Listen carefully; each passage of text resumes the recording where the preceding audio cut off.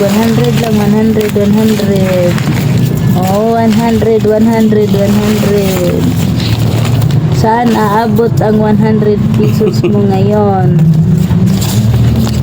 Sa sobrang mahal ng bilihin ngayon, yung 100 pesos mo, saan aabot? Oh, may 50 pesos pa, may 50 pesos.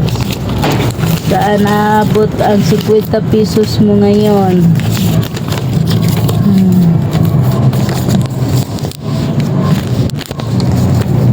Yung kuan na ilinwa kuan sa ilaw. 100, 100, 100, 100. Oh. 100 kaya dyan, 100.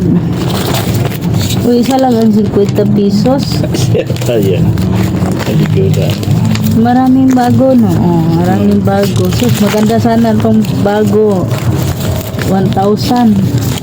Oh, kung ito yung tag 1,000, 1,000, malaking pera to ba? May pay lang ang pera, oh. Isang dakot lang sa pera. Pera is a money. Ang tao kailangan ng pera.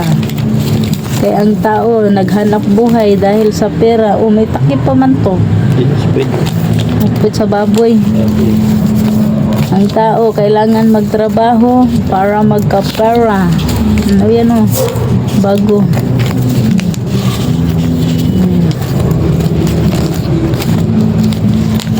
Magkano kaya? Abot kaya 10? Ewan ko lang. Saan aabot ang 100 pesos mo ngayon? Nakaraan 10 yun. 100 pesos. May 50. Yung 100 pesos mo ngayon, pagpunta mo lang sa palengkean, kulang mo yun pa. Kailangan yung dala mong pera sa palengkean, 1,000. Ganyan ito eh.